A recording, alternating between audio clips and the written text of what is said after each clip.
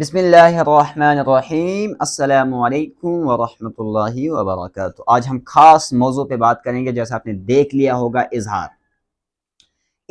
اظہار ہوتا ہے ظاہر کرنا، کسی چیز کو ظاہر کرنا۔ تو اب میں آپ کو بتاؤں گا، یہاں بات ہو رہی ہے قرآن سیکھنے کی، کسی اور چیز کو ہم نے تو ظاہر کرنا نہیں ہے۔ تو یہاں میں آپ کو بتاؤں، جب قرآن سیکھنے کی بات ہو رہی ہے تو ظاہر سی بات یہ ہے کہ ہم نے کہیں قرآن میں ہی پڑھنے میں آواز کو ظاہر کرنا ہوگا، ٹھیک ہے؟ تو جیسے کہ میں آپ کو بتاؤں ظاہر کیسے کرنا ہے۔ اب ہم نے قرآن میں کس جگہ کیسے آواز کو ظاہر کرنا ہے، تو اس کے لیے ہم نے یاد رکھنا ہے حروف حلقی 6 ہیں۔ کیا ہے؟ حروف حلقی 6 ہیں۔ وہ کون سے؟ حمزہ ہا، عین ہا، غین کھا، یہ اپنے یاد رکھنے ہیں، ٹھیک ہے؟ میں نے آپ کو بتا بھی دیا ہے تنوین اور نون ساکن کیا ہوتا ہے۔ تنوین کس کو کہتے ہیں؟ دو زبر دو زیر دو پیش کو تنوین کہتے ہیں۔ نون ساکن کس کو کہتے ہیں؟ جس نون پر جزم ہو اس کو نون ساکن کہتے ہیں۔ تنوین اور نون ساکن کی آواز یکساں ہوتی ہے، برابر ہوتی ہے، ٹھیک ہے؟ اس لیے اب میں آپ کو بتاؤں گا کہ تنوین کہاں پہ کام آئے گا، نون ساکن کہاں پہ کام آتا ہے، ٹھیک ہے؟ اسی طریقے سے جب میں نے آپ کو بتایا تھا کہ تنوین کس کو کہتے ہیں، اب ہمیں یہاں کام آتا ہے۔ کام کیا آتا ہے؟ کہتے ہیں کہ تنوین یا نون ساکن کے بعد، تنوین یا نون ساکن کے بعد حروف حلقی کے 6 حروف میں سے کوئی ایک حرف آ جائے تو اظہار ہوگا۔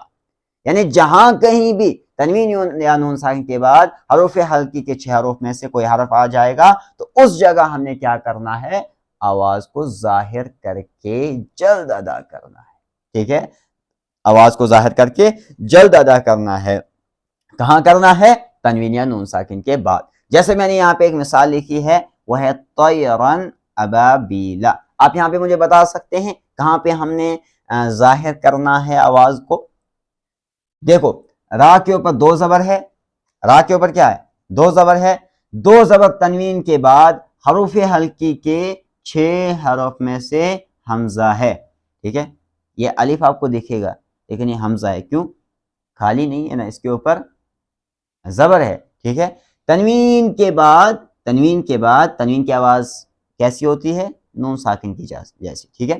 تنوین کے بعد حروف حلقی کے 6 حروف میں سے حمزہ ہے، اس لیے تنوین کی آواز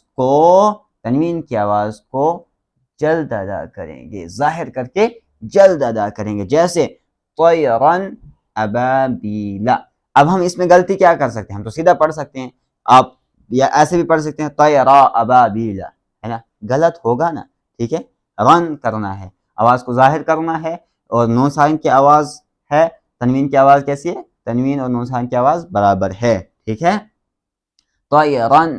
اب اس میں غلطی کیا کر سکتے ہیں؟ یا تو ہم غلطی کر سکتے ہیں طیرن ابابیلا، یا یہ بھی غلطی کر سکتے ہیں طیرن ابابیلا۔ نہیں، یہ دونوں غلط چیزیں ہیں۔ تو ٹھیک کیا ہے؟ طیرن ابابیلا۔ اسی طریقے سے یہاں پہ ہے نارن حامیتن۔ را کے اوپر 2 پیش ہے، 2 پیش تنوین کے بعد حروف حلقی کے 6 حروف میں سے کیا ہے؟